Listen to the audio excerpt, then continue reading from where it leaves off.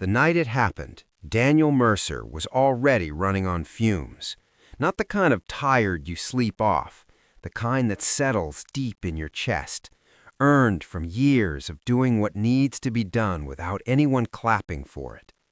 He stood alone in a nearly empty office building in downtown Chicago, keys clinking at his side, finishing his rounds before heading home to his 6-year-old son.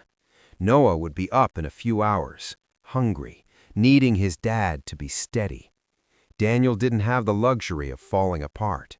He never did. Being a single father wasn't something Daniel talked about at work. He showed up, did his job, kept his head down. His wife, Emily, had been gone 3 years, heart condition, sudden, cruel.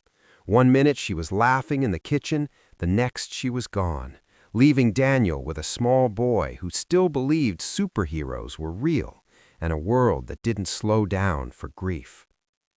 Daniel worked nights as a facilities supervisor. It paid the bills, barely, but it was honest work, and honest work mattered to him. His boss, Rebecca Harlan, was the opposite of everything personal.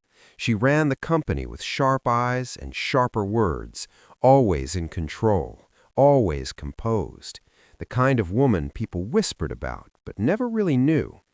To Daniel, she was just Miss Harlan, the name at the top of emails, the voice that echoed through meetings. That night, the office had hosted a celebration, big deal closed, big money made. Daniel stayed behind while the executives went drinking. He was turning off the lights on the executive floor when he heard laughter, too loud, unbalanced, then a stumble. Rebecca Harlan came out of the stairwell barefoot, heels in her hand, makeup smeared, confidence cracked wide open. She stopped when she saw him. "Oh," she said, blinking, "you're still here."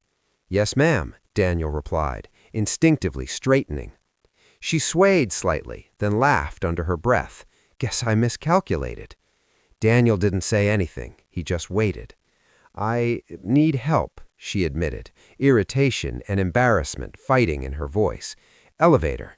Daniel nodded and pressed the button. The ride down was quiet. Rebecca leaned against the wall, breathing slow, eyes closed. She didn't look like a powerful CEO then. She looked human, tired, alone. When the doors opened, she stumbled. Daniel caught her arm, firm but careful. "Sorry," she muttered.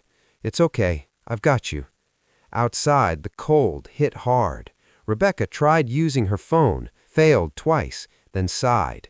"I can't drive, and there's no one left to call." Daniel thought about his son, about Emily, about the kind of man he wanted Noah to grow up seeing in the mirror. "I can take you home. I don't drink." She studied him, suspicious, then nodded. "All right." The drive was quiet at first. Then halfway there, Rebecca spoke. "People think I don't feel anything." Daniel kept his eyes on the road. "People are usually wrong." She didn't respond. When they arrived at her townhouse, Daniel walked her to the door and waited while she unlocked it. He didn't step inside. She turned back to him, steadier now. "Thank you," she said. "You didn't have to help me." "I did. That's how this works." She watched him for a moment. "I won't forget this." He nodded, got back in his car, and drove home. He didn't think much about it after that. Life didn't give him time to. The next morning, Noah woke him from a nightmare, trembling. "You're here, right?" Noah asked. "Always," Daniel said, pulling him close. He dropped Noah at daycare, went to work, and prepared himself for whatever consequences might come. Rumors, trouble, awkwardness. Around noon, he was called into Rebecca's office. She looked exactly like herself again. Perfect suit, perfect posture. "Mr. Mercer," she said, "sit." Daniel did. She closed the door. "I want to address last night," she said. "First, I apologize. I put you in a position you didn't ask for." Daniel shrugged. "No harm done." "There could have been, and you chose decency." She opened a file, his file. "You've worked here 7 years. You're a single father, strong performance record, no complaints. Why didn't you ever ask for flexibility?" Daniel met her eyes. "Didn't think anyone cared." She leaned back, exhaled. "I care." From that day on, things changed. Not loudly, not dramatically, just steadily. His schedule shifted so he could pick up Noah. A raise appeared without explanation. When Noah got sick, Daniel didn't have to beg for time off. One afternoon, Rebecca showed up at his workspace with 2 coffees. "I'm launching a child care support program. Flexible hours, emergency leave, company funded." Daniel frowned. "Why?" "Because one good man reminded me what leadership actually means." Months later, trouble hit. An audit uncovered old financial issues, big ones. The board wanted a scapegoat. Employees panicked. Rebecca didn't run.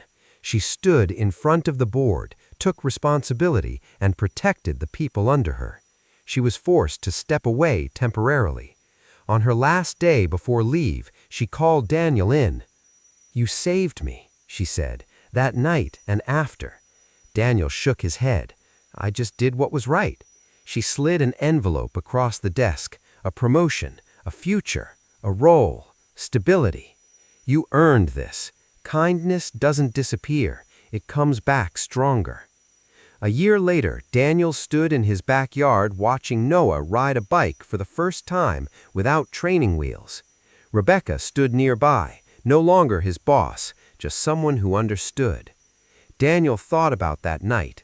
One choice, one moment of being a man when it mattered. Kindness didn't make him weak, it made him solid. And the world, eventually, met him there.